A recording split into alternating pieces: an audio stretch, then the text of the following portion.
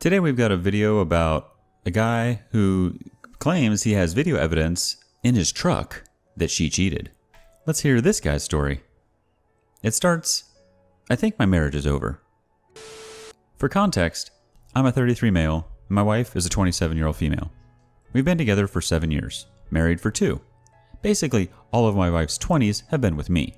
We have no children. We've never had any major fights or arguments. I've always made it a point to fix any issues as they arose. One thing my parents taught me is never go to bed mad. And it's something I honestly have always tried to live by. The only major issue has been my low testosterone and erectile dysfunction. Her libido absolutely dwarfs mine. I tried to explain it to her. I want to have sex, but sometimes it'd be like if someone asked me if I wanted to go watch golf. Zero interest. It's something I didn't work as hard as I could to correct. My doctor prescribed testosterone injections, but I'm deathly afraid of needles and didn't inject myself. My wife is the same way and didn't inject me, so I relied on the little blue pill to perform. And she didn't want to know when I took it so that it could feel spontaneous. This put a huge strain on our romantic life. Beyond that, we've always been happy. In early August, I got COVID and quarantined for 7 weeks, long story, by myself. She went to stay with family. This was a very long, almost 2 months for me. I never left the house except to get tested again, and when it was positive, I went straight back home. The cabin fever was real. My wife came over every day after work. She'd leave groceries on the porch, then she sat in her car in the driveway. I stood 8 feet away and we just talked for a while. I looked forward to those 30 minutes more than anything. It was the only face-to-face human interaction I got. One day, we had a fight about the electric bill. She told me I was using too much and needed to be careful. Since I was out of work and not getting paid, money was tight. This made me irrationally angry. I knew what she was spending money on. Clothes, going shopping, out to eat with friends and family. None of this bothered me. I knew she needed to do things while she was away from home, and we had more than enough money to afford the occasional dining out trip. I had never mentioned any of this spending to her, so for her to pick out the electric bill really irritated me. I was there 24/7 for a month. Of course the bill would be higher. So I made this smart-ass remark, I guess I'll just turn everything off then. Childish, I know. I regretted saying it as soon as I said it. I knew she was only worried about the bills. I apologized for handling it poorly, told her I was frustrated at being cooped up. She didn't talk to me for 3 weeks, didn't bring food, didn't text to ask how I was feeling, didn't answer my texts, nothing. When I finally tested negative, I texted her and told her we needed to talk, that I was negative and she could come home. She told me she was visiting a female friend out of state, and we'd talk when she got back. We talked a week later. She told me she wasn't coming home. She said she doesn't love me anymore, and it was over. Boom. Just like that, out of the blue. She said I didn't speak her love language, that she needed physical touch, and she just fell out of love with me. I had no idea what love languages were, and I assumed her need for physical touch was referring to my ED. Like, I had never heard of the book about love languages. So I Googled it, found it on Audible, and listened to it at work. Twice. As an aside, I cannot recommend this book enough. If you're in a relationship, thinking about starting a relationship, or even if you're single, this helped me understand what my wife needed to feel loved. I love you isn't always enough. If I get nothing else out of this marriage, this knowledge alone will help me in my next relationship. Armed with this new knowledge, including that I even had a love language and she hadn't been speaking it either, I asked her to have lunch so we could talk. I told her I read the book and I understood her now, and that we can totally fix this if we want to. I asked her if she knew my love language, and she was a deer in the headlights. She honestly hadn't expected me to ask that question. I drove home my point that neither of us had been taking care of each other's needs, and if we both truly wanted to start doing that, our marriage could be saved. Nope. She said she felt no romantic feelings for me anymore. We'd make great friends, but it is over. I was crushed. During my quarantine, my wife mentioned to me how she and a male mutual friend, someone I've worked with and known for 12 years, had started walking together to lose weight. I honestly thought absolutely nothing of it. He's married with kids. My wife and him went through training at work together years ago and bonded. They've been friends for several years. Now I know all of you know where this is going. At the time I had no concerns at all, but in hindsight, the red flags should have been smacking me upside the head.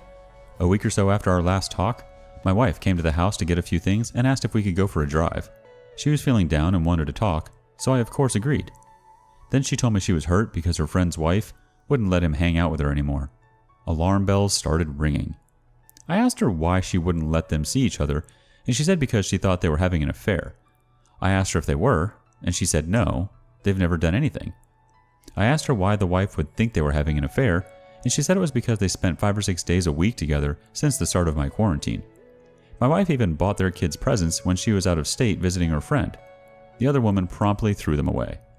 Then she told me to my face, "He just makes my life so full." It was a total gut punch. My wife telling me, without shame or hesitation, that another man makes her life full. I told her she needed to level with me and tell me whether or not she saw him as more than a friend, and she said, "That doesn't matter." That should have been the end of it for me, but this woman is my wife, and I felt that I had to try and save our marriage all the way up until it's officially over. We didn't talk much about our relationship for a while, though we did hang out more frequently. In the back of my mind, I knew the only reason she was spending more time with me was because the other man's wife wouldn't let them see each other anymore. The other wife found me on Facebook and called me, told me what she knew, and asked if I knew anything.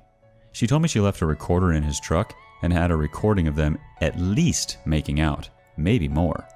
But she could hear movement and they weren't talking. That hurt. She also said her and her husband are going to marriage counseling and they're trying to fix it. It was a good talk. Both of us were hurting. There was no anger or malice towards each other. One night, a few weeks ago, my wife was at my house so we could catch up on a show we'd been neglecting. As she was leaving, she said, "I love you," like she always does, and I gave my usual, "I love you more" response. It's something we've always done, ever since the first time we told each other we loved each other.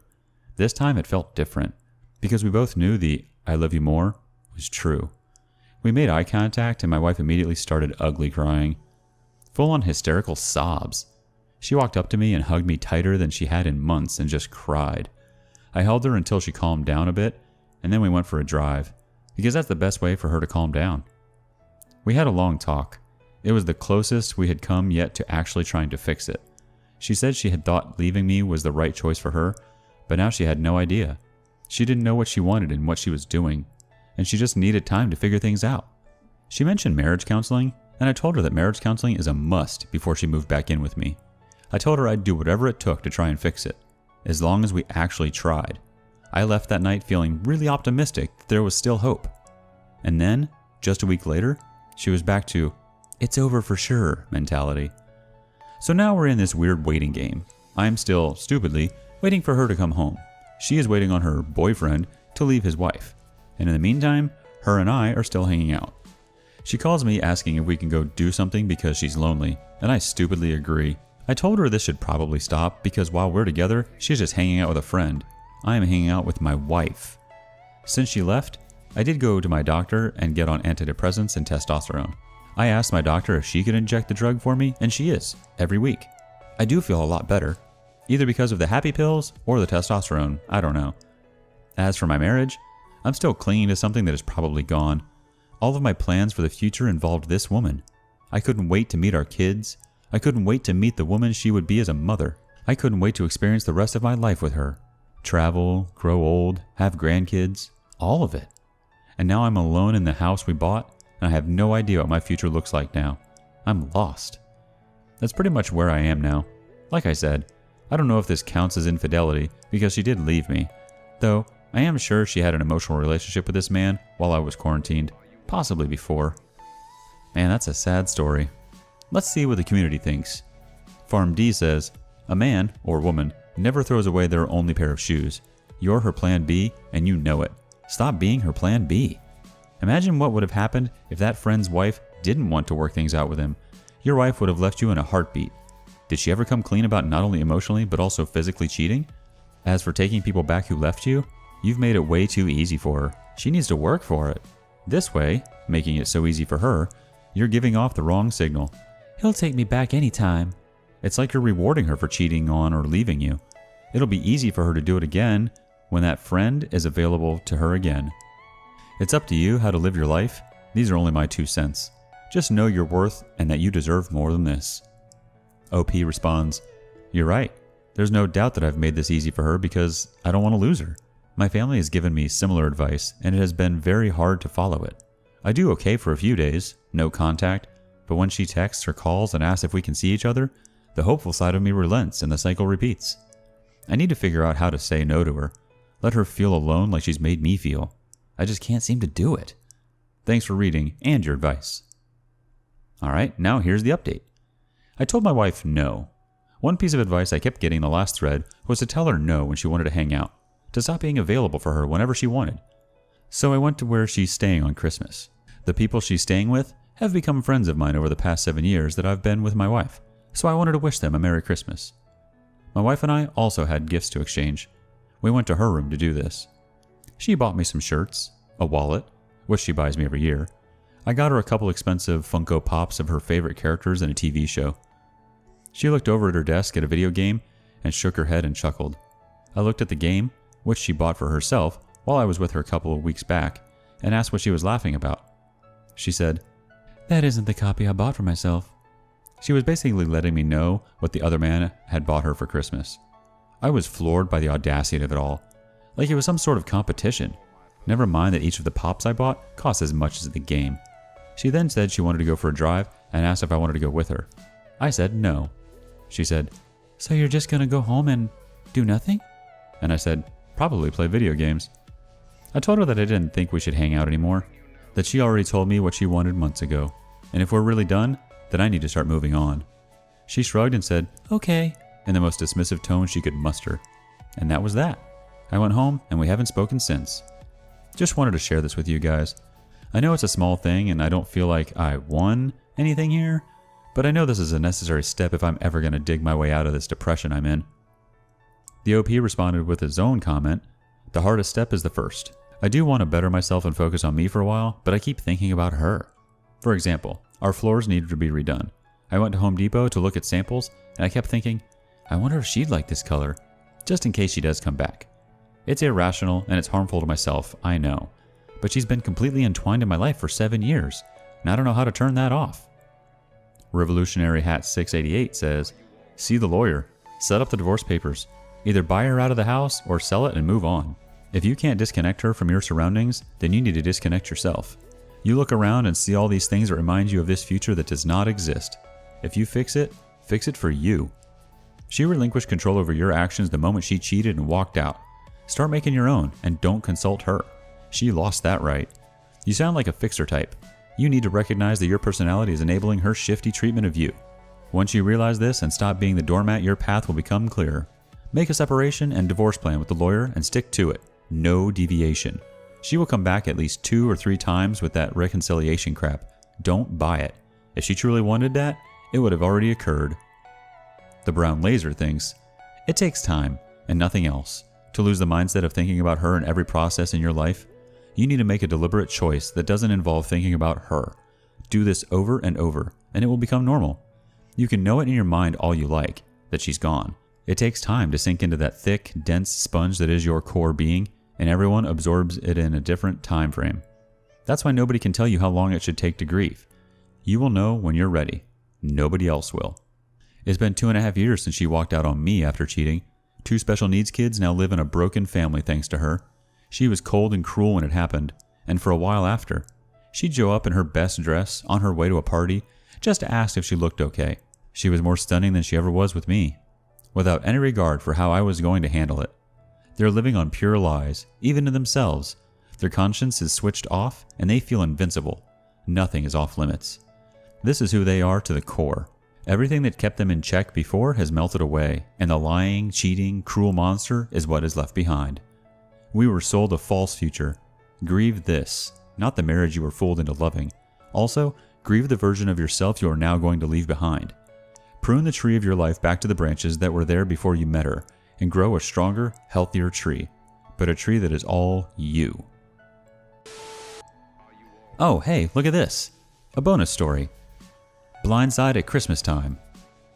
My girlfriend, 34, and I, 30, have been together for 4 years. We met at work and it grew into an amazing relationship. She admitted to me early on that she had cheated and been cheated on in the past. However, she's had several life events and time to grow. She assured me I was the one that saved her life, and I have had no reason to presume anything odd going on. Several months ago, I quit the job we met at to pursue more money to help pay for the house we bought earlier this year. I made more money, but was gone more too. Needless to say, my time was more limited, and I would spend it playing video games occasionally, but still giving most of my free time to us. We've been trying to have a kid and grow our family. I'm even ready to propose. Roughly a month ago, she started having massive panic attacks for no apparent reason. She started seeming distant and was texting a lot with a coworker. I started getting suspicious when there were multiple texts going off on the nightstand late at night. When I did look over and see it was the same person all the time, she would shy her phone away or quickly swipe away the notification. I couldn't take it any longer. When I got up for work, I grabbed her phone. I wanted to shut down my paranoia without accusing her or losing her trust. It was there I confirmed my worst fears. They've been sexting, with pics, for a while. I managed to go to work, but was miserable and came home early. Eventually, she came clean about the texts and insisted no physical sex has happened. I'm devastated and beside myself. I'm open to your thoughts. I love her, and it destroyed her too. I legitimately believe her agony over everything. I want things to work, but trust is now my issue. Do I confront the coworker? The coworker's spouse? This is the longest day of my life, and I'm mentally and emotionally exhausted. Thanks in advance. And to the community. Azalis says, if I were you, I would end it. You know she has a cheating past and it comes back again. It will always come back. Save yourself more pain and time and just walk away, brother.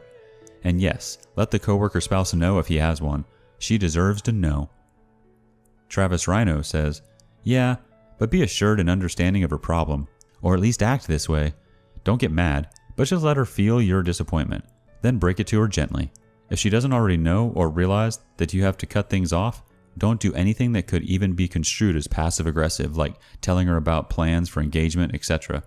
She'll find that out through others soon enough anyway. At the end of the day, it's going to hit her like a load of bricks when she realizes you're actually leaving. Also, understand that this breakup is going to hurt her a lot more than you if she was wanting to have kids. Point is, it's awful what has happened to you, and I hope you come out better. You probably will. But that poor girl needs help, especially if she ever wants to successfully live the sort of life she was after with you. Throw RA 2-day for yay says, tell AP's wife.